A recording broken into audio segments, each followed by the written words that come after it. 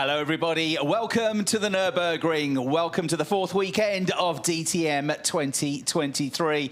And as you can see, we've got the usual weather here at the Nürburgring, in that it is looking completely unpredictable at the moment. There's been quite a lot of rain here over the last couple of days, and even last night we were driving in from Calais through Europe, and as we got closer and closer to the Nürburgring, the weather got more and more dim, and we got about 30 kilometres away. It started to really lash it down with rain, so very wet couple of days.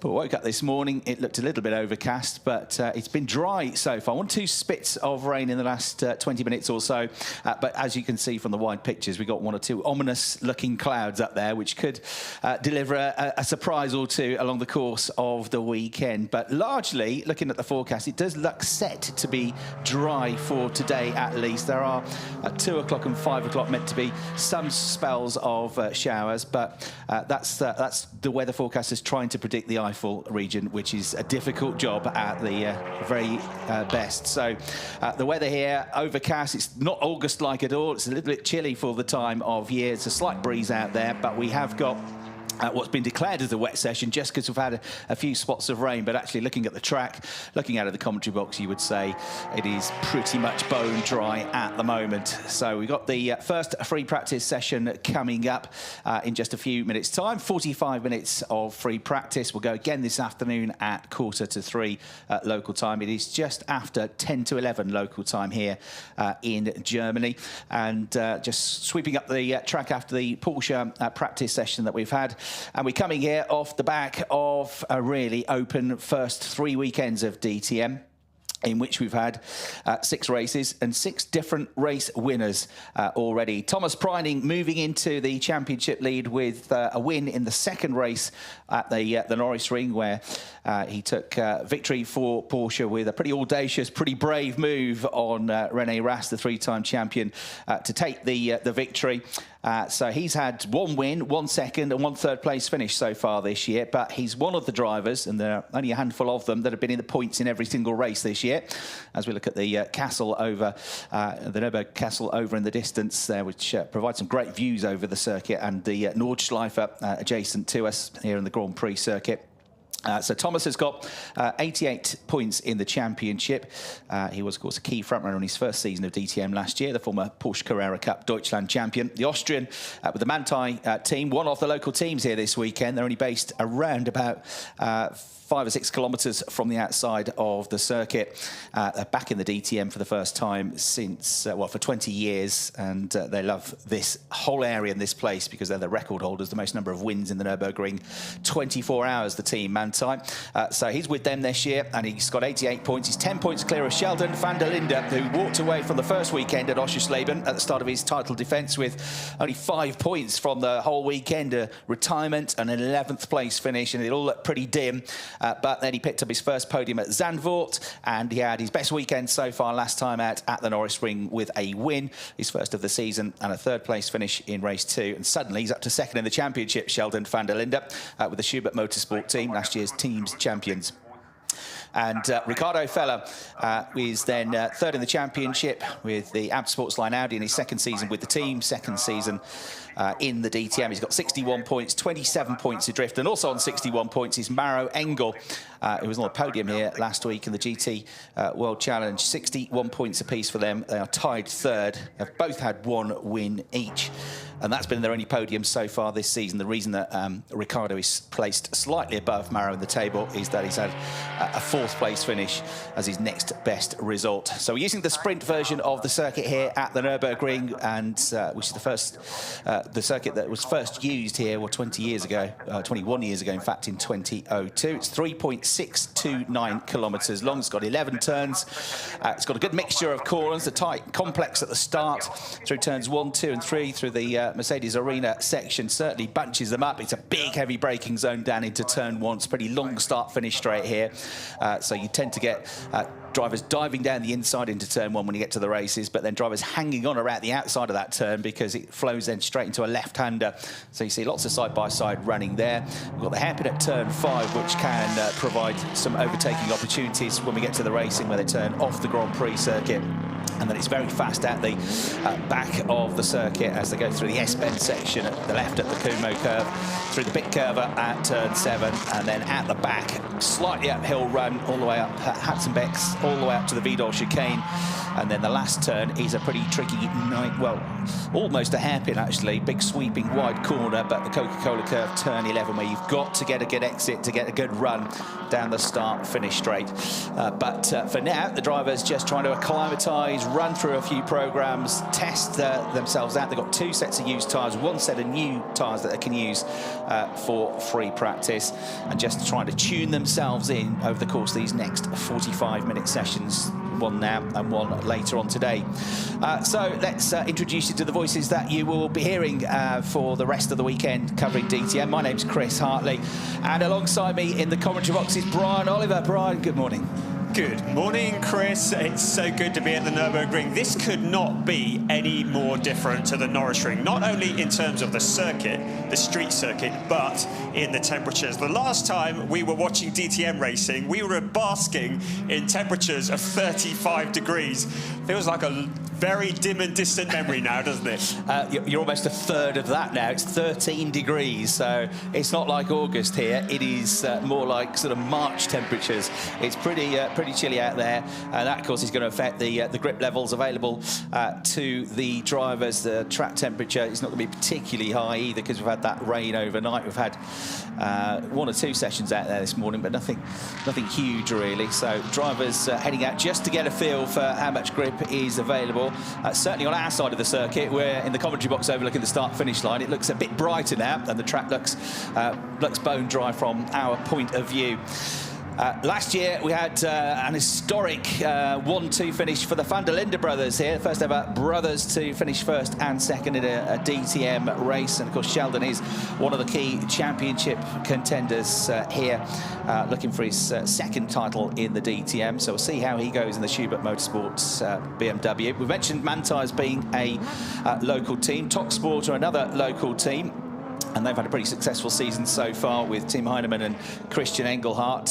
Tim particularly at Oschersleben with what was the championship lead, walking away from the first weekend where he got 2 second-place finishes. It's gone a little bit off the rails, unfortunately, since then for him in particular. He's not finished in the points since then, but his teammate Christian Engelhardt was a winner in that first weekend at Oschersleben. Got the team's first victory and his first victory in the DTM, but Zandvoort and Nürburgring not particularly kind in terms of race results for him either.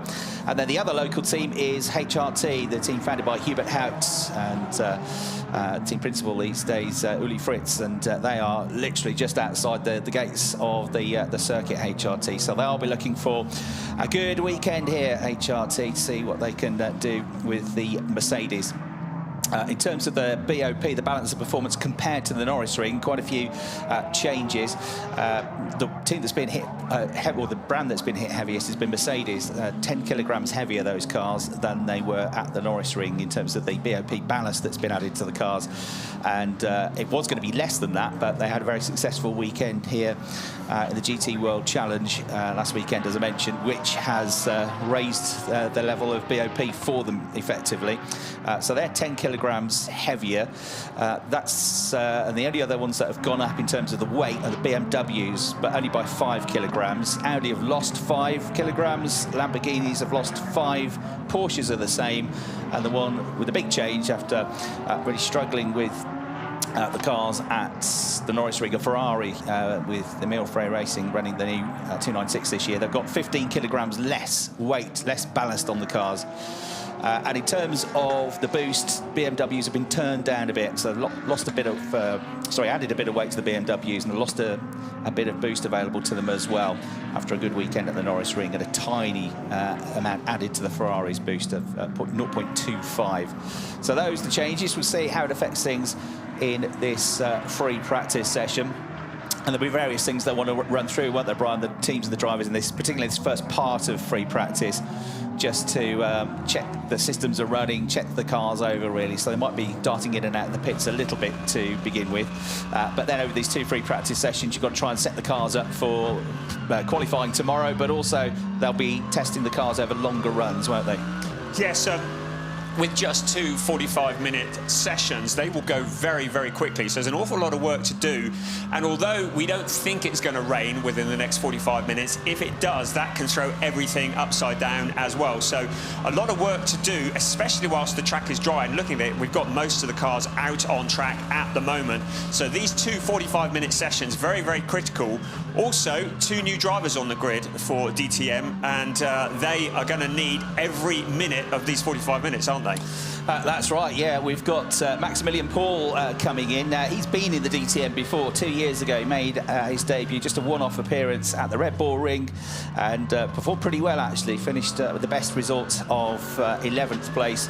And he's a driver with plenty of GT Masters experience being built up over the last few years. So Maximilian is coming in. He's certainly a driver that ought to perform well, and hopefully he's going to be with us for the rest of the season. So he's added to the tally, and we've also now not got just one project, one BMW, but we've got 2, haven't we, with Marco Wittmann being joined by Sandro Holzem, with whom he finished on the podium here at the Nürburgring, didn't he, recently? Yes, just 3 weeks ago we had the GT Masters here, which on paper, well, it's the same cars, it's just that it's 2 drivers per car over an hour-long race. And Sandro Holzem, who has been on a very rapid road towards DTM. We saw him in ADAC GT4 Germany last year, along with his twin brother, Giuliano.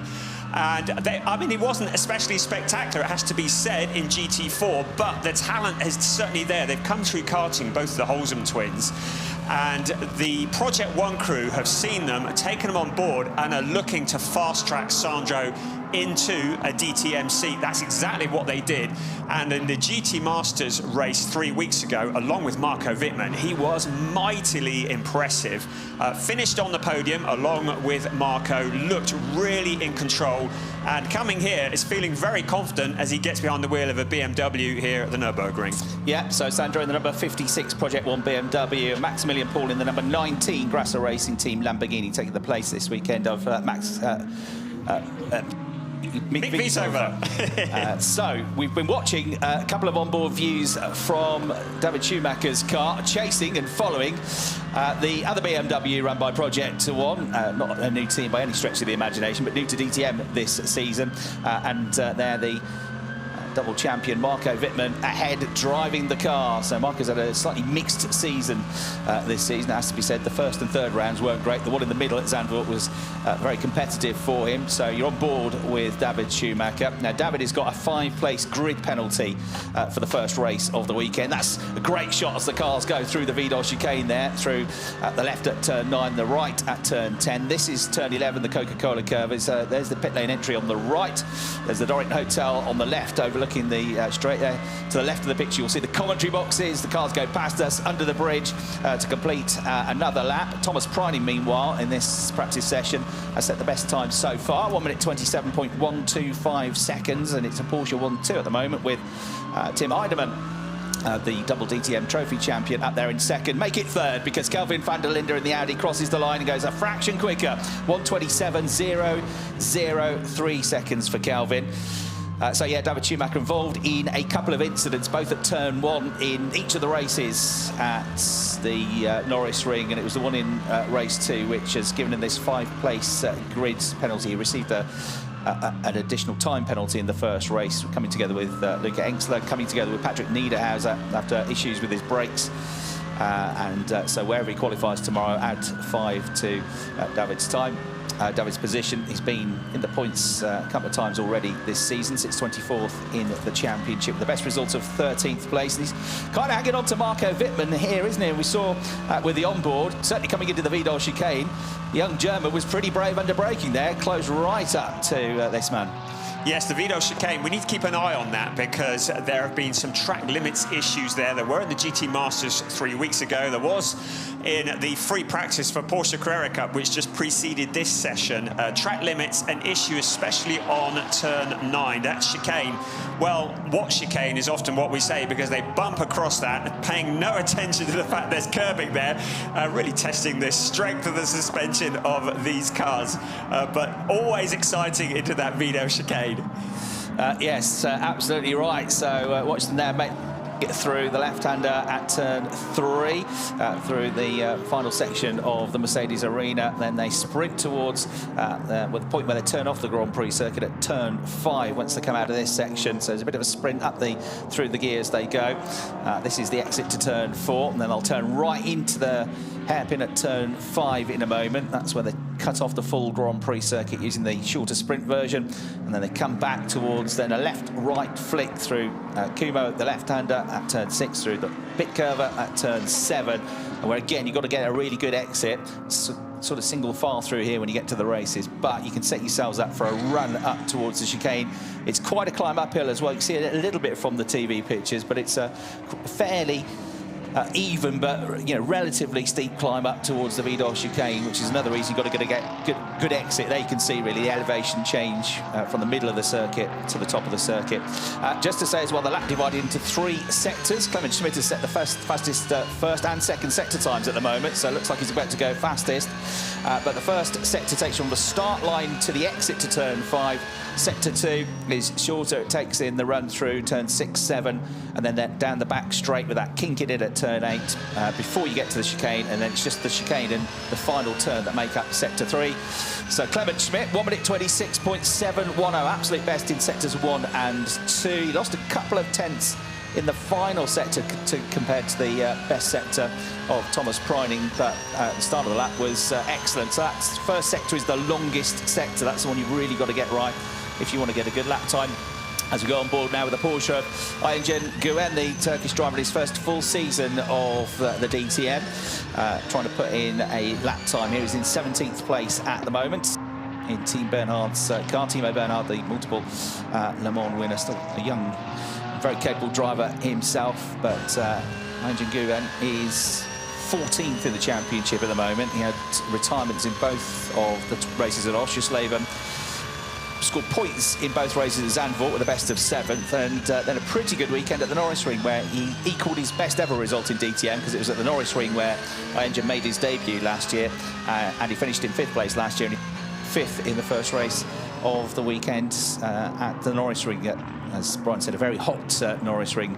So watching him make his way around in the Porsche, as we've got Clement Schmidt, Kelvin van der Linde, Dennis Olsen out to 3rd, Thomas Preining down to 4th, and René Rast in the BMW has just gone into 5th place. René Rast, who you discount at your peril. What a comeback he has had when you consider he missed Zandvoort completely at the start of this season, and he's up into 7th place in the championship already. He also had a poor Oschersleben, but he had a very good time at the Nürburgring and is back in the championship hunt, you can, and you say discount René Rast at your peril. We've got all bar 2 cars out on track at the moment. Interestingly, Sandro Holzum came out for a Saita lap at the beginning of the session. We said that every minute was going to count here. Well, he hasn't done anything other than that Saita lap. He's back in the pits. I wonder if there's an issue going on there. Matthias Drudy has just pulled off into the pits as well. But apart from that, every other car is now out on track, trying to make the most of these dry conditions. The fastest time of a 1:26.710 would suggest that when qualifying, we will see a big drop in that time, because I think 1:26.7 is still pretty slow in the grand scale of things, and it's rubber to be laid down on the track yet. Yeah, we'll get much better, much quicker times when we get to qualifying. They'll get the new tyres on tomorrow and the lighter fuel loads, but yeah, still getting up to almost 250 kilometres an hour before you hit the brakes into turn 1 there with Ayhan Güven. Also worth noting, when you get to that braking zone into turn 1, it actually drops downhill slightly into the apex of the So that's another thing that the drivers have to be aware of, because suddenly you lose a bit of weight over the back axle and the cars can get a bit light and a bit understeery through there. So if you try to outbrake somebody, you're braking late anyway. You've got to take into account the fact that you're going to get a little bit lighter over the back axle as well, just before you get to the corner, as we look at Kelvin van der Linde. Now, Kelvin has been quick almost every time he's been out this season, but the luck just doesn't seem to have been winning this year. That's a driver we know he's well capable of a race winner. It's a driver and a team and a car that we know he's capable of being at the front on a regular basis. And he's certainly shown the pace to be a lot higher up the championship table than he is at the moment. So they've just got to keep sort of believing in what they're... He's just had a couple of technical issues this year. He's had a spot of bad luck.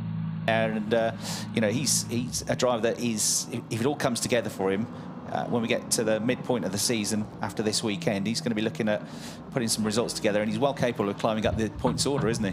Yeah, and as you say, he would have been a whole lot higher had it not been for issues, primarily mechanical ones. And once again, he was pretty well steaming after race 1 at the Nürburgring, because he was in a very good position, and transmission failure meant he ended up out of the points. He did get a 5th place, just showing how quick he can do in race 2. But those mechanical gremlins have been monstering him a bit this season, and he certainly needs to be a lot further up the points standings at this stage if he wants to be a championship challenger. Just to remind you that after this weekend, can you believe it, we will be at the halfway point of the season. Yeah, Kelvin, I mean, he had a good race too at the Nürburgring. In fact, he's had 3 pretty good top 6 finishes, but he's also had a retirement, a 12th and a 22nd. Yeah. So he's getting one good-ish race and one not very good race per weekend is the pattern of it. So his 5th place finish at the Nürburgring race 2, his best result so far. I mentioned last year at the Nürburgring, as we look at the championship leader, Thomas. I mentioned that we had the 1-2 finish, historic 1-2 finish for Sheldon and Kelvin van der Linde here at the Nürburgring. That was actually the last time that Kelvin was on the podium of the DTM, so it's a full year now since he's been on the podium. That, by his standards, that's a very long time. It's not often that you don't see Kelvin on the podium. So yeah, he'll be looking to recover from that. I can't believe that was a year ago. Wow. So on board with Thomas Preining, who has, as he did last year, really looked very much at home in the DTM. It's already 5 years since he won the Porsche Carrera Cup Deutschland Championship title. He was a front runner in the Porsche Super Cup that year as well, finishing in 3rd place. And still a very young man, the Austrian.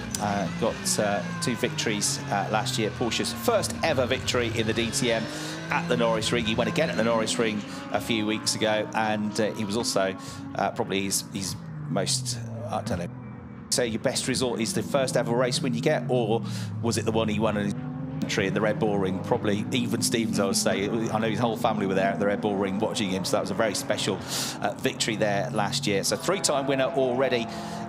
His first season and a half of the championships. Had 3 podiums already, a 1st, a 2nd and a 3rd. He's been in the points in every single race so far this season. We had 6 winners from Pereira: Christian Engelhardt, Maro Engel, Ricardo Feller, Sheldon van der Linde and Thomas Preining. 1 win each. We've also had 6 different pole sitters out of 6 qualifying sessions this year.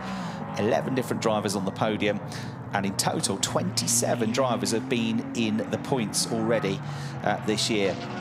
And the wins by brand have been pretty spread out. We've had 2 victories for Porsche, 1 each for Lamborghini, Mercedes and BMW. Just Ferrari yet to pick victory in this season in the DTM with the Biel Frey Racing. As we look at Maro Engel then here, as they finishing 2nd and on the podium here a couple of weeks ago in the GT World Challenge. Ricardo Feller also driver going well in that championship. Lots of busy drivers. Marco Wittmann, another one taking part in that. He's done some GT Masters racing as well. So a busy programme for some of these drivers this year. But of course DTM is the key focus.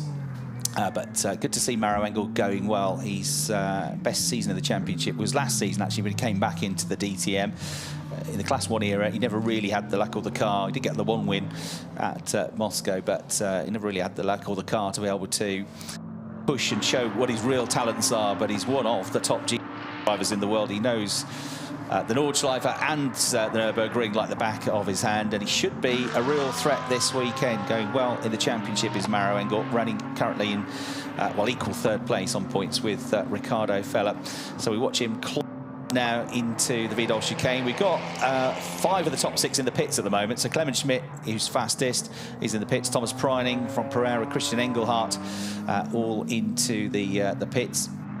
Mirko Bortolotti's just improved last time around. His best lap of the session to go 7th with a 1:27.1, which is 0.4 of a second away from the pace. But already, even though it's only free practice, you get the pattern of how close it's likely to be this weekend, because you've got the top 21 cars down to Matteo Drudi in 21st place, covered by 0.8 of a second.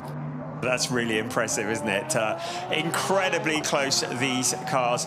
It's interesting, I see the Nürburgring very much as the great leveler. The first 2 rounds at Oschersleben and Zandvoort, they were the 2 circuits that very much favoured the drivers that had the GT Masters experience. They're the circuits that they were most used to. Then we had Nürburgring, very much a DTM circuit, and you saw the seasoned DTM campaigners certainly coming to the fore. But every driver has laps here around the Nürburgring.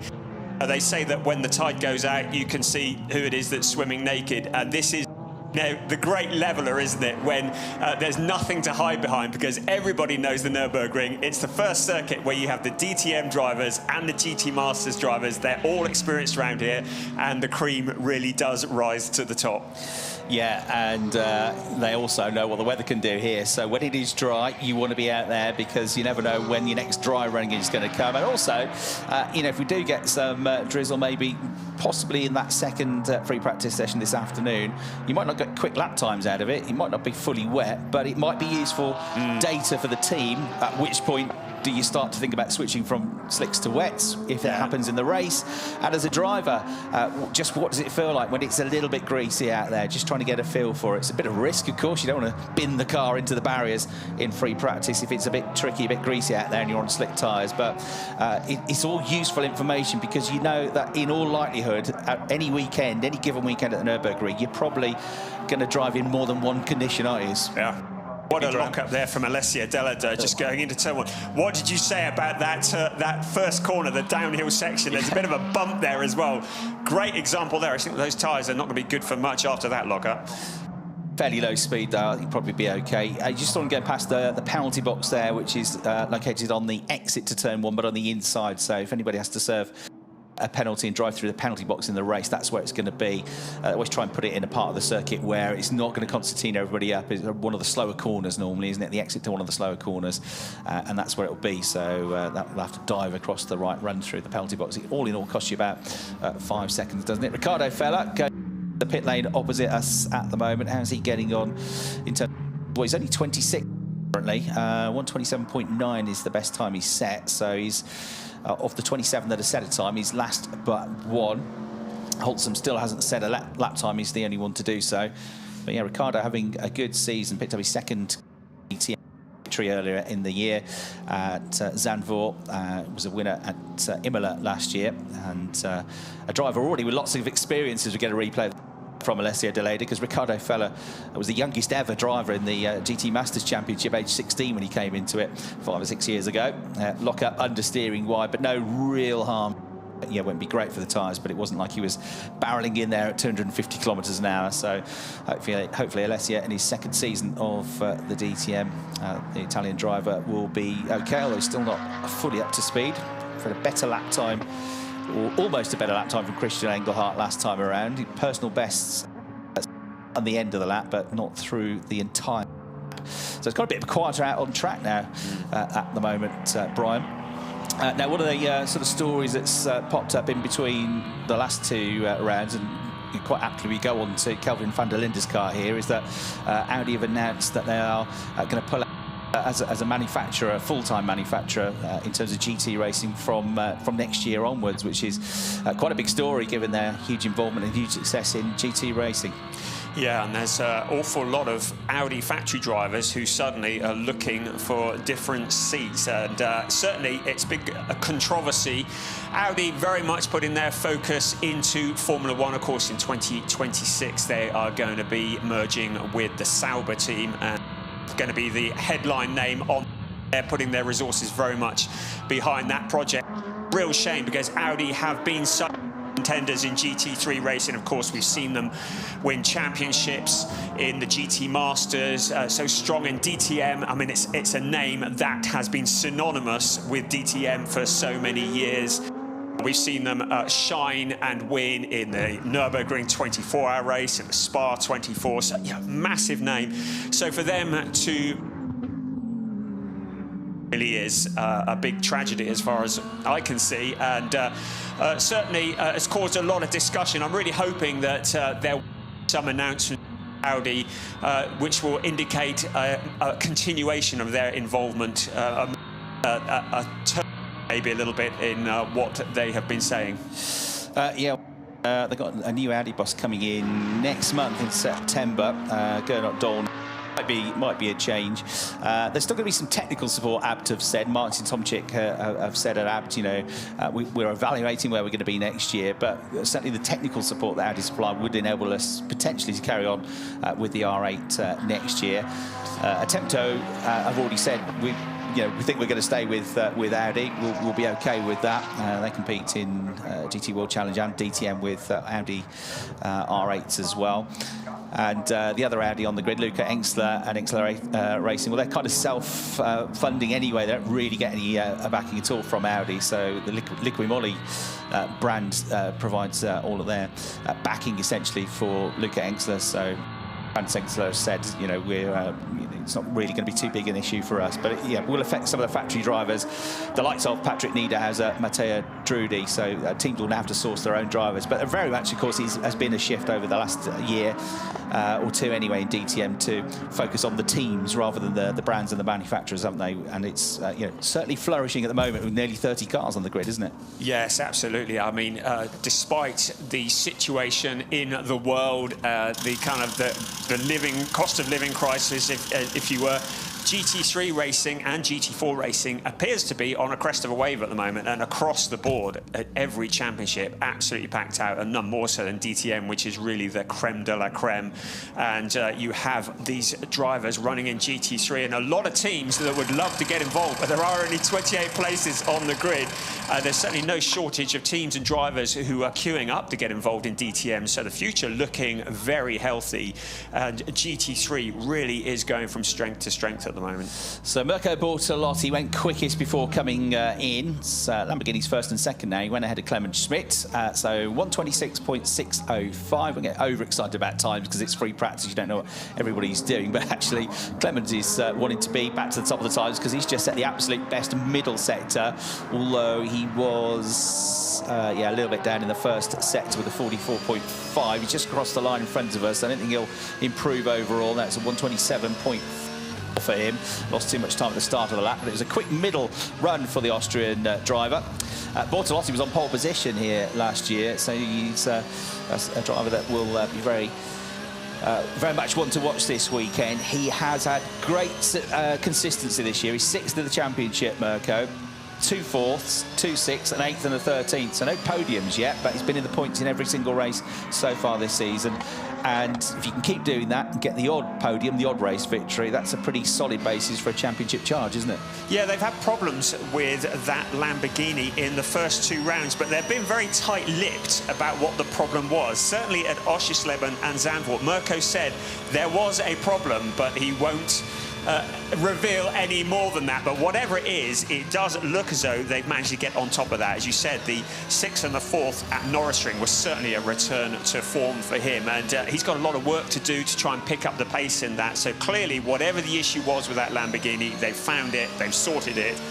So he's very much looking at the second half of the season. As we see Thomas Bryony coming to the pits, looking out the window, heaven forbid, the sun's come out. Get out the sun cream.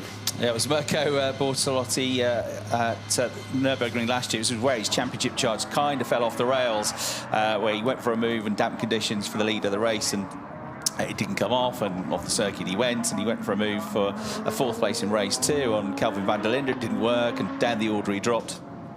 So it was a frustrating weekend here for Mirko Bortolotti at the Nürburgring last year with 0 points scored, and it could have been a lot of points. He could have had you know, certainly one podium in race one, maybe a win, but definitely a podium finish. And he could have had a fourth place finish in the second race, and all those points lost then put him on the back foot for the last 3 rounds of the championship. So he finished 4th in the championship in the end. So we want to put that right.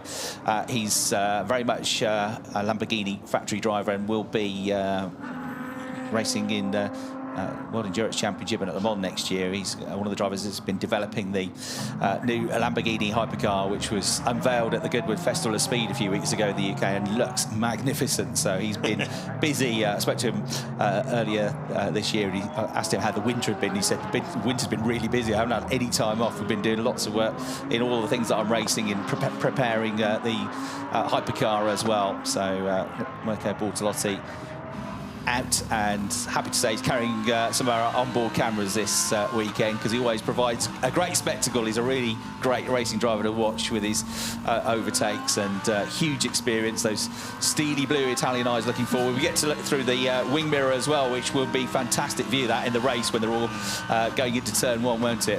Assuming he's got lots of cars behind him. I still can't get used to SSR Performance Lamborghini. I still default to Porsche, I'm afraid. It's been like that for such a long time.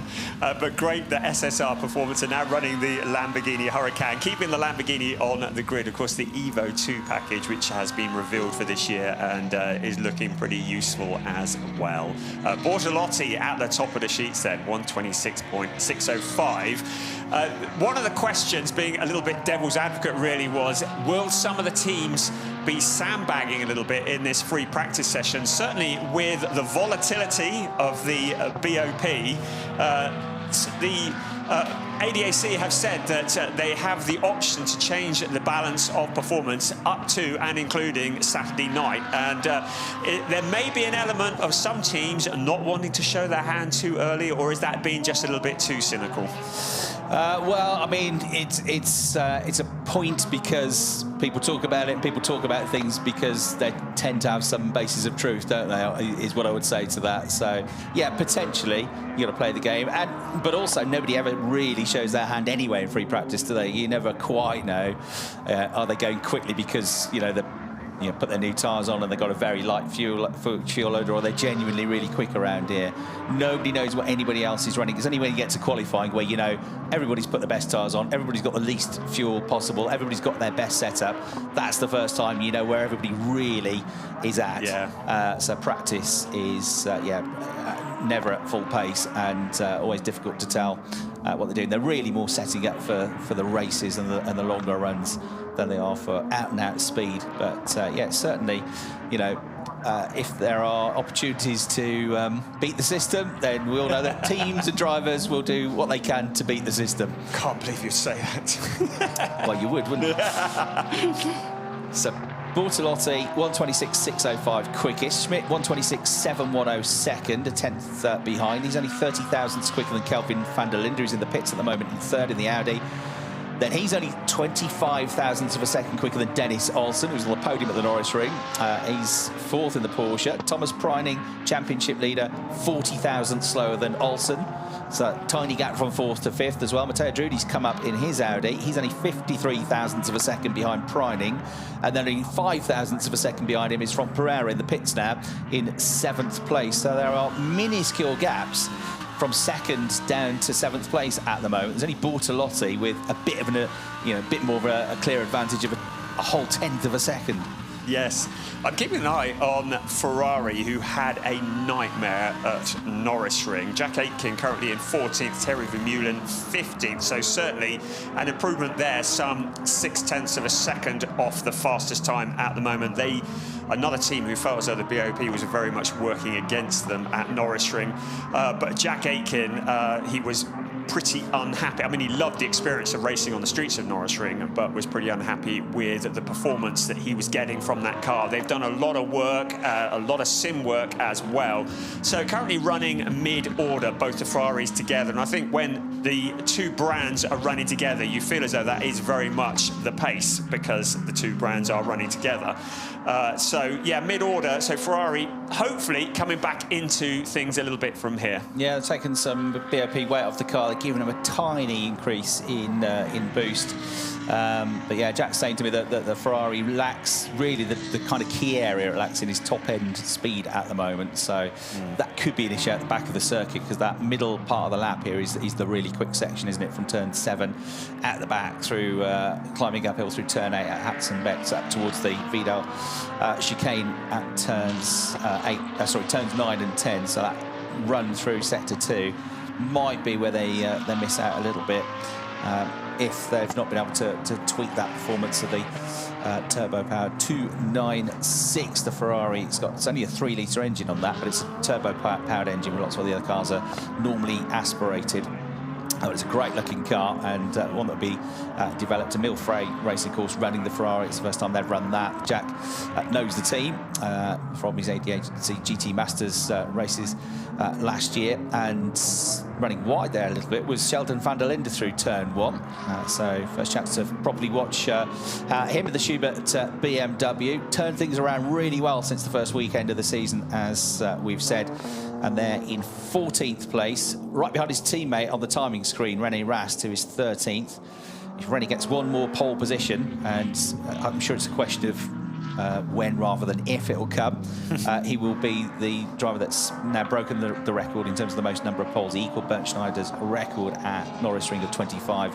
He's looking for 26th pole position this weekend. He's also looking for his 26th win in the championship. Sheldon van der Linde, a 5-time race winner now in DTM. We've got Ricardo Feller up to 2nd place. Ricardo is becoming that driver that he's always there or thereabouts, isn't he, this season? And it's that will win championships. Of course, he is a former GT Masters champion, so he knows how to do it. But it is the consistency, and it was a conversation we were having only yesterday, that it is not the race wins alone that win a championship. It's been there or thereabouts, and it is conceivable that a driver can win a championship without winning any races at all, and we've seen it happen, or almost happen, in the past in various other series. So Ricardo Feller, that consistency is exactly what he needs if he wants to be there when it all comes to an end at Hockenheim in October. Yeah, I think what's helped him as well, he's one of the few drivers that's on the grid with the same car, the same team that he was with last year. So he's got that consistency, he knows the team, they know him,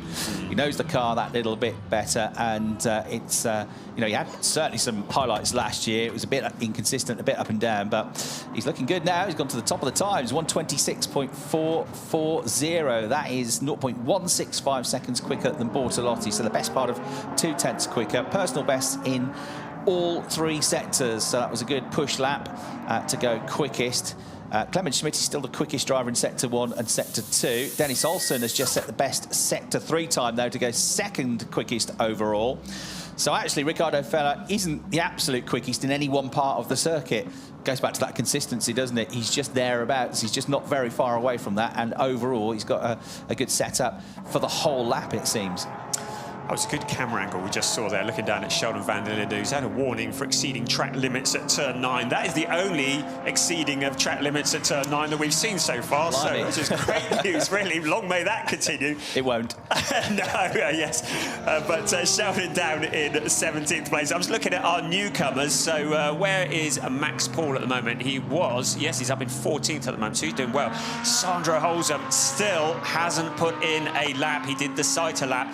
Clearly there are issues with the Project 1 BMW, so he needed this session really to get his feet under the table, and that's not happening at the moment because he's still sat in the pits, and with just 7 minutes remaining, well, he's not going to get much in even if he comes out now, and it's not looking like he's going to get any laps in at all. So yeah, not good news for Sandro Holzem, and just looking, Dennis Olsen pops up into 2nd place, a 1:26.492. So the Porsche looking dialed in as well. Marco Bortolotti, who had led the timings for so long, into P3 at the moment, 1:26.605. But as we say so many times, it is free practice. The times are a bit of a benchmark, but we shouldn't take them too seriously. Now, Engin Nguyen popped up to 4th in the Team Bernhard number 24 car, and on the same lap, Thomas Preining, who we just watched in the number 91 Manthey EMA car, went up to 5th place. Driving the car with the team that Thomas raced with last season, and only 40 thousandths of a second between them. So Porsche's up there now, behind 2 Audis, because Luca Engstler has just gone into the 125s. Wow. First driver to do that. 125.860 for the former TCR champion, and nearly 6/10 quicker than Ricardo Feller. So that was a really good lap. Yeah, so I mean, he's probably running a teacup full of fuel in it, brand new tyres. No, maybe not. But getting it into the 25s, that's very good. Look at Ayçen Guven. What curbs? Launching it. What did we say about the chicane? They don't even think it's there. I'm interested to see if he flags up as a track limits in a moment. So Ayçen Guven clearly pushing it hard. Ricardo Feller has gone back top because I see the Engstler time has disappeared off the timing sheet. A cancellation for track limits at turn 10. So that time was a little bit too promising, clearly exceeding the track limits. Is there a vertical track limits rule? Because Ayçen Guven was about in orbit, 50 centimetres off the actual track then, but in an upwards direction. He clattered over the curbs. Here's Thierry Vermeulen pushing on now, the young Dutch driver. He's already been a points finisher in his first season of DTM. He goes 6th quickest in the Ferrari. Dennis Olsen, meanwhile, in the Porsche has gone quickest of all, 126.372. So it feels a bit more like they're going for 1 lap pace now towards the end of this session, doesn't it? Dennis Olsen, though, looking good, 126.372. He was on the podium at the Nürburgring. He loves the Nürburgring, went well there last year as well. He's quickest only by 68 thousandths of a second from Ricardo Feller. Thomas Preining, 3rd quickest now, 126.604. Mirko Bortolotti's back out, 126.605, thousandths of a second between Preining and Bortolotti. Kelvin van der Linde's up to 5th place. Ayçen Guven, we've seen flying up over the curbs. He's there in 6th. Thierry Vermeulen was 6th. He's now 7th, but he's the best of the Ferraris so far. Clement Schmidt's been in the pits for a while. He's in 8th place. He was quickest about 10 minutes ago. Lucas Auer, not really seeing him, but he's 9th, going well. Matteo Drudi rounding out the top 10. And here is Dennis Olsen then in his 2nd season of the DTM Championship, and this looks like it could be another good lap because he was the absolute best in the first sector, and he was only 20-odd thousandths of a second down on his own best time in the middle sector. He's actually, rare this, he's quickest in all 3 sectors overall so far. Absolute best in the final sector on that lap as well to improve further still, 126.153 seconds. He found another couple of tenths on that lap. Yes, Dennis Olsen, they've really got a good setup on that Porsche. I'm just thinking back to that Luca Engstler one. We talk about track limits all the time, and it just shows you what kind of advantage you can get, because Engstler recorded a time that was 6/10 quicker than the second place car in the timing sheets, which is a massive gap, and that was through exceeding the limits on turn 10. So you can see why we have to be so tight on track limits, because the gains can be absolutely massive. I don't think I've seen anybody gain that much through track limits before, getting it into the 125s and a 6/10 advantage. So yeah, the track limits, that's why we keep such a close eye on it, because there is such a big advantage to be had from exceeding those track limits. Yeah, when the gaps are so tiny as well, when there's less than a second between the top 20, any fraction of a second makes a huge difference. So looking at Lucas Auer, who's set on his last lap, the absolute best middle sector, and put a personal best lap in 8th place overall. Thomas Preining also improved to go between Dennis Olsen and Ricardo Feller. So it's a Manthey EMA 1-2 at the moment, which, you know, wouldn't be massively surprised if that happened in qualifying or in a race this weekend, given Manthey's huge knowledge of the Nürburgring circuit, given they've got 2 very quick young drivers in Dennis Olsen and Thomas Preining as well. Local circuit for the Manthey part of the team, but the EMA part of the team, that's based in Melbourne, Australia. It's not exactly local. So it's a collaboration this year between the German and Australian team, and with the bright livery on and the famous Grillo livery, green-yellow livery on Thomas Preining's car, and a sort of more green sister version of that on Dennis Olsen's car. Ricardo Feller back out, and in the Audi, he's the best of the Audis in 3rd. So we've got 2 Porsches, an Audi, a Lamborghini, and a Ferrari and a Mercedes, all in the top 10. So a pretty good mix. The one that's missing at the moment is the BMW brand, isn't it? Marco Wittmann, the best BMW, in 14th. René Rast 20th. Sheldon van der Linde 21st. But as you say, Brian, we won't worry about that just yet. It's practice 1, and it's only perhaps when we get towards the end of free practice 2, you'd expect them to at least try and put a bit of a dummy run in ahead of qualifying tomorrow. Yes, absolutely. But having said that, for Thierry Vermeulen in the Ferrari, they must be happy. 126.6 is pretty good around here at the Nürburgring. Jack Aitken, 127.2, so he's a long way off the pace. But again, they may be doing the setups. Riding on board, I love the name Grello that goes with the Thomas Preining car. It's a name that I actually associate with Nürburgring because you think about Nürburgring 24 when you talk about Grello. I love the fact we have these names. We've got the yellow Mamba, of course, with Mauro Engel driving that, but Grello is dialed in, and the Manthey EMA cars, first and second.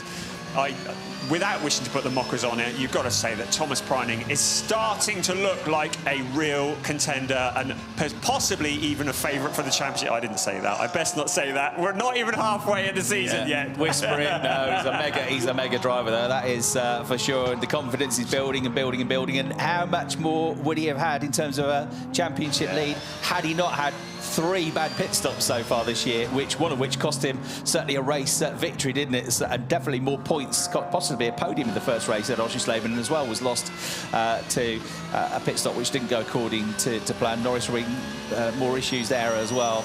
But you know, he's very much a team leader, isn't he, Tommy? He said, like, we win as a team, we lose as a team, no blame is apportioned. He's hugely frustrated, of course. But I think the team being built up around him and Dennis now looking good. He's very twitchy under braking. He takes the curbs as well, runs out a bit wide, keep the wheels inside the lines of the curb as well. Pushing on, coming through the Coca-Cola curve. He looks completely relaxed, like you look into his eyes, doesn't he? You think he was, you know, watching a soap opera on the television with a cup of tea or something. The checkered flag comes out, but Thomas Preining will be pretty pleased with that. Second place overall in the first practice session. He's a good start to the weekend, but it's his teammate Dennis Olsen who will top the times with that 126.153. Ricardo Feller third with a 126.440. When we were watching that on-board lap from Thomas Preining, as he went out through turns 3 and 4, there was a very ominous-looking dark black cloud not too far away, wasn't there, over the middle of the circuit, or coming towards the middle of the circuit. So whether we'll get more dry running or not this afternoon, we'll see. They slightly altered the timetable today and brought things a little bit forward. So if you've looked at a timetable online from a couple of days ago, it's going to be a slightly earlier start for free practice too, 2:35. Local time, so 2:35 rather than 2:45, starting 10 minutes earlier, and we'll start our coverage 5 minutes before that. So local time 2:30, we'll be bringing you coverage of free practice 2. So actually pretty busy session that. I suppose the one that'll be the most frustrated is Sandro Holzer, because he needs the running time, doesn't he? But the Project 1 BMW went out but never did a full lap, did it? No, that's going to be a real shame, because he really, as you say, needed this session. I dare say they will find out what the problem is and get him back out, and he'll do the full 45 minutes in session 2. But a really interesting session. If we are looking at the timing sheets, it's just interesting to see who's in position, who's out. René Rast and Sheldon van der Linde, 22nd and 23rd respectively. So a long way down the timing sheets, whether they were just doing setup testing or whatever it might have been. But the BMWs, none of the BMWs featuring anywhere near the top. Marco Wittmann, the quickest, in 16th place. So I'm wondering if there is a bit of work to be done by BMW to get themselves back up towards the top of the timing sheets. We'll probably find out in session 2. Yeah, if you take Dennis Olsen's time out of the equation as well, there was only 0.7 of a second between second place and 22nd place. So Dennis Olsen fastest, a Manthey EMA 1-2 with Thomas Preining in second, Ricardo Feller third, Mirko Bortolotti fourth, Kelvin van der Linde in 5th place, and then Ingen Nguyen in the Porsche rounding out the top 6. Good effort from Thierry Vermeulen in the Ferrari to go 7th. Lucas Auer, best middle sector of the entire lap, to go 8th. Tim Heinemann at 9th, and Yusuf Avega, who's impressed this season, in 10th place he was. Clement Schmidt was fastest halfway through the session, but fell to 11th place. Jack Aitken in 12th position. Matteo Drudi and Christian Engelhardt next up in 13th and 14th. Round 1 winner from Pereira in 15th place. Then Marco Wittmann, Maro Engel, Lauren Heinrich, Lucas Stoltz and Maximilian Paul on his first run out this season rounded out the top 20 ahead of David Schumacher. René Rast back in 22nd. Sheldon van der Linde, Patrick Niederhauser, Arjun Maini, Luca Engsler and Alessio Deleda, the other runners. That's it from Brian Oliver and me, Chris Hartley. Hope you've enjoyed our coverage. We'll see you again in a couple of hours' time at 2:30 for free practice 2 here at the Nürburgring.